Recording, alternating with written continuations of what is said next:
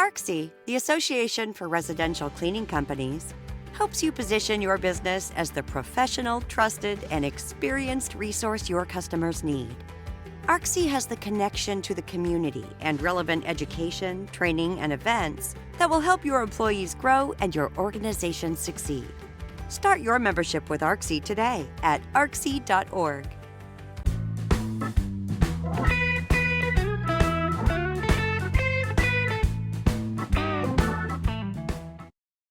On Straight Talk today, I'm pleased to welcome Dean Mercado. He's the CEO of Online Marketing Muscle. He specializes in digital marketing, coaching, helping companies to create a strategy to succeed. Dean, welcome. Well, thank you, Jeff. I'm so glad to be here. This is excellent. Oh, and before we start, a happy 100th to the ISSA, which is fantastic. Well, it's incredible. Yeah. Yeah, we are spending the year celebrating with content, and since you said that, this might be part of it. So thank you for the You bet. mention. You bet. Yeah, it's exciting. Dean and I were talking before we started to record about how he loves the cleaning industry, and Dean, you have a history with helping companies, so appreciate your time today as we're going to talk about some marketing, and the focus is going to be kind of like a fork in the road in a way, because we're going to talk about residential cleaning marketing and commercial cleaning marketing. Right.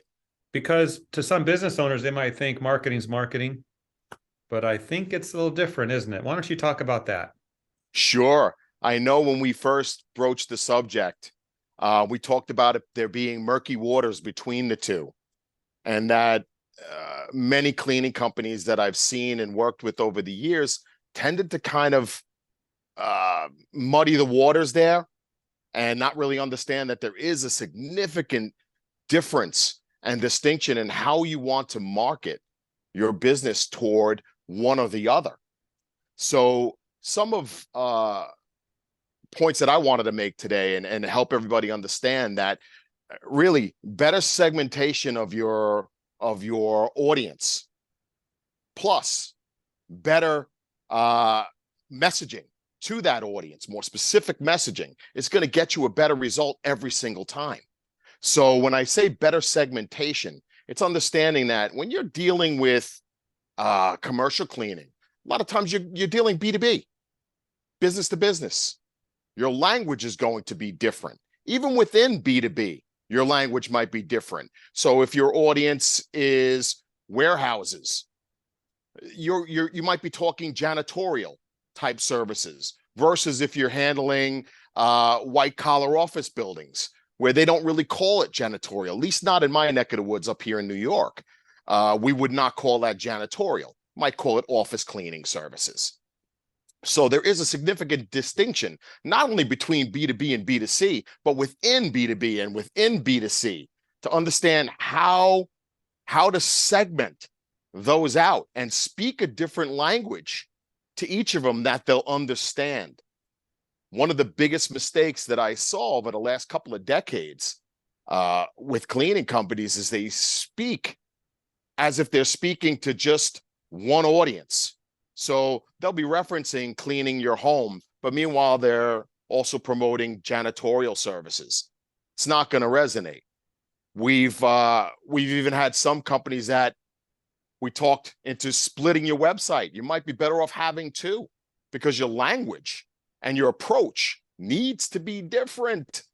It's a different audience. You've got a different person making the decision. And what drives their decision is usually something different.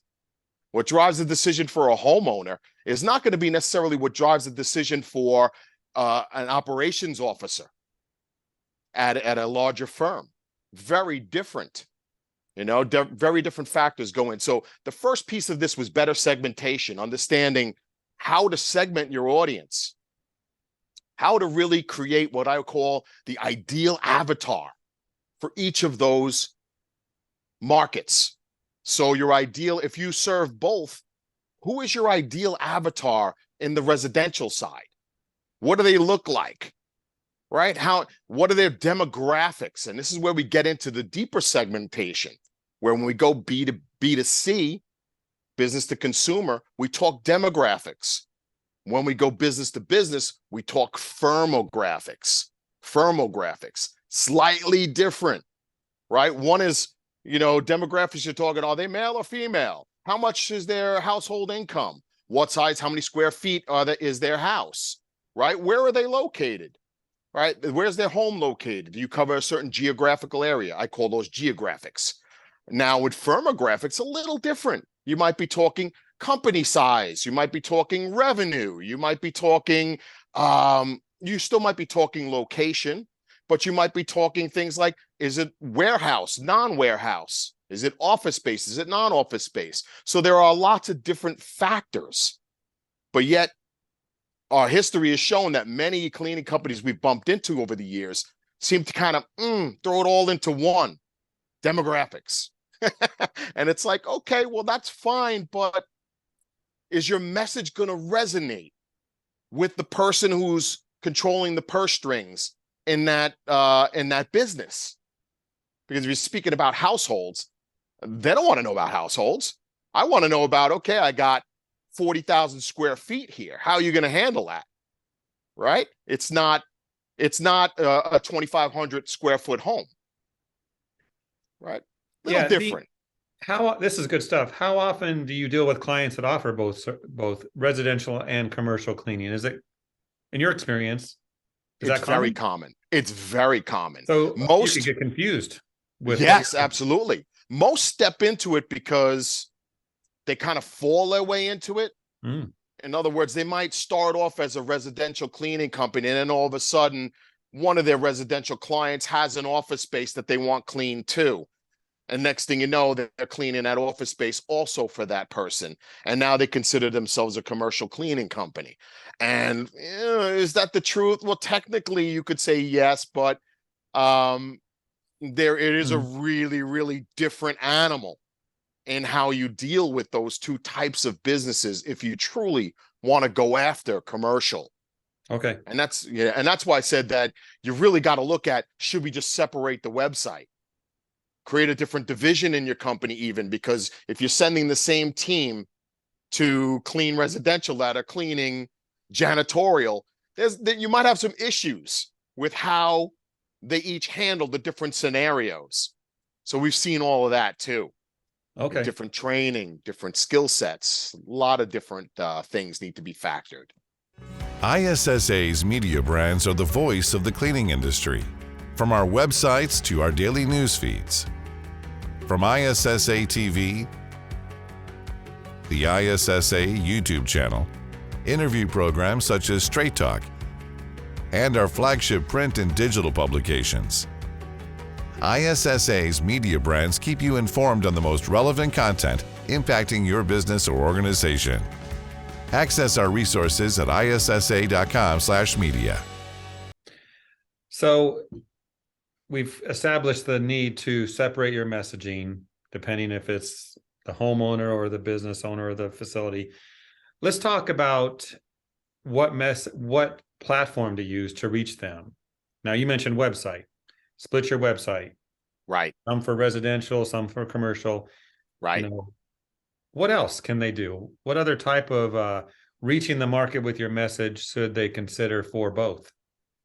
Well, I mean, today's day and age, first and foremost, you've got to have the great website. There is no excuse whatsoever for having a great website. Now, when I talk about a great website, it may not be what most people think.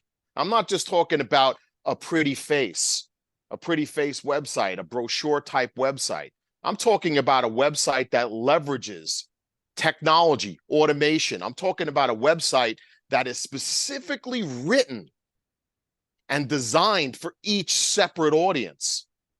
So what the website says is the most critical component. Yes, the pretty face will get people to stop and look, but what the site specifically says is what gets the people to not only look a little deeper, but actually take the next action, take whatever next step you want them to do. So creating that online presence starts with your hub, which is your website.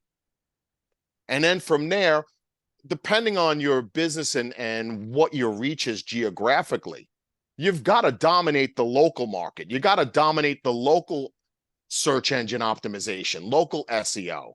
So if somebody is out here on Long Island, let's say, and they're from where my office is in Hauppauge, and let's say they want their office building cleaned in Hauppauge, they're going to type in things like office cleaning Hauppauge. Mm-hmm.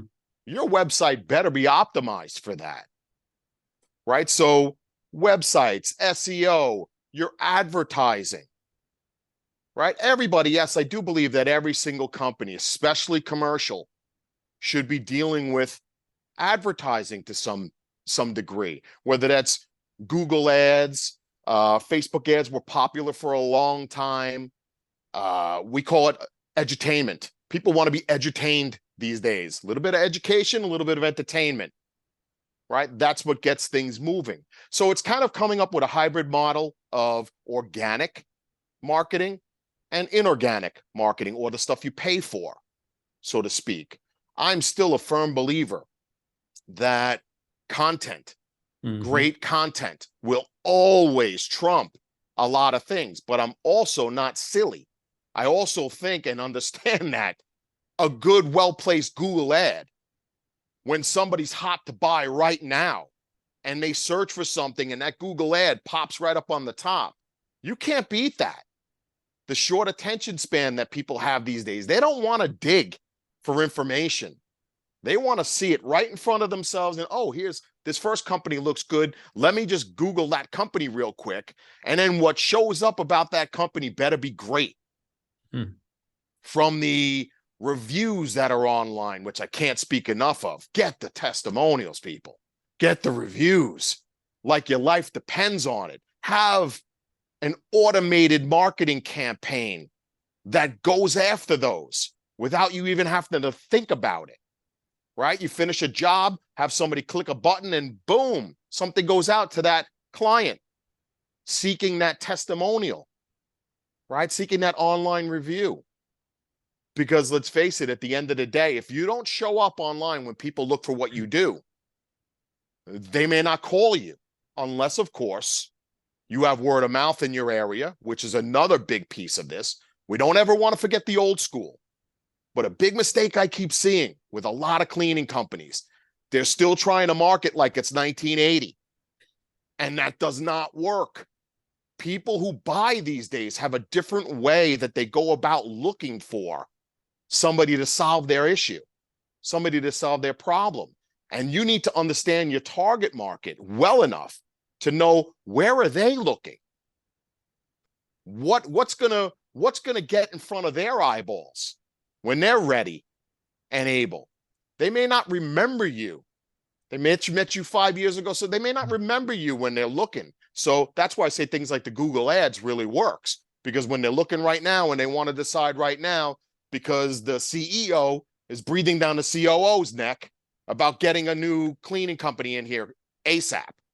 Okay, well, great.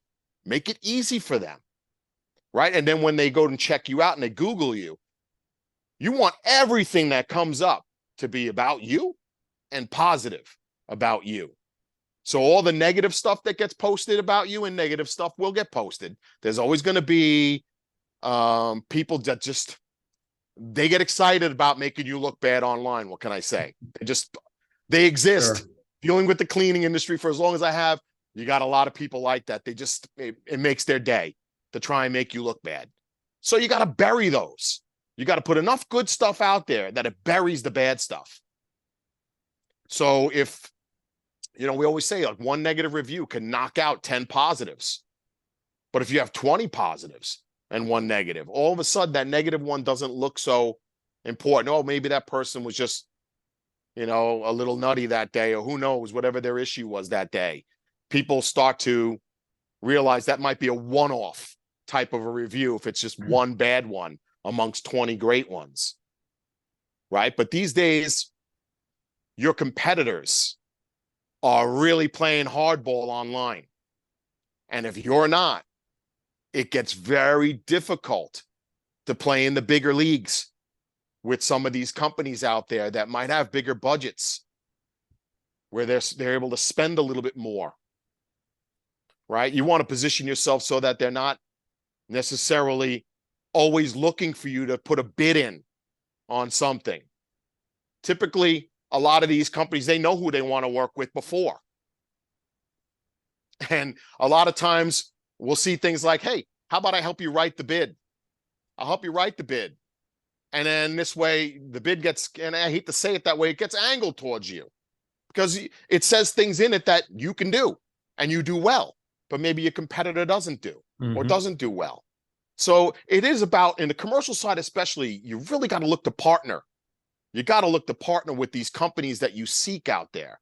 And when you really segment well, and you really understand whether you're segmented vertically or horizontally, you've got to understand what's their language, who are the players in that vertical or that horizontal, who do I need to know? And do they know me? And if they don't, why not? How can you make it so that they do know you? How do you create those relationships? So for the old school folks out there, yes, relationships do matter. They do. They always will. Right? And if for those of us who say, well, you just got to go online and put a Google, no, you need more than just a Google ad.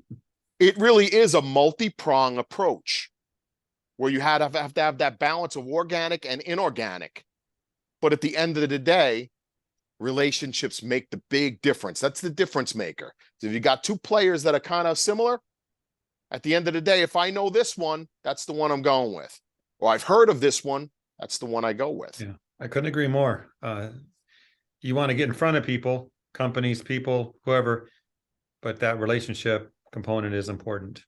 Especially in B2B, especially in B2B, because those relationships can go long-term, which is, you know, enormous financially for you as a commercial cleaning company. You know, residential too. I mean, we have residential clients that have had clients for 20, 25 years. That's saying something. It's incredible. Yeah. You know, I've had the real fortunate experience with working with what I think are some of the best owners in the cleaning industry. And how grateful I am for that opportunity, because as I've always said, I learn as much from them as they learn from me. You know, they're great for a reason, because they do great things. And that's made them who they are. And getting that opportunity to work with them and help them even further their greatness is incredible. Yeah. Incredible. Well, this has been great, Dean. Thank you so much. I think we have helped clear up some of the muddy waters when it comes to focusing on who you're trying to market your services to. So residential, commercial, very different, but some crossover there as well, because that relationship, it matters across both. Thank you. You bet. My pleasure.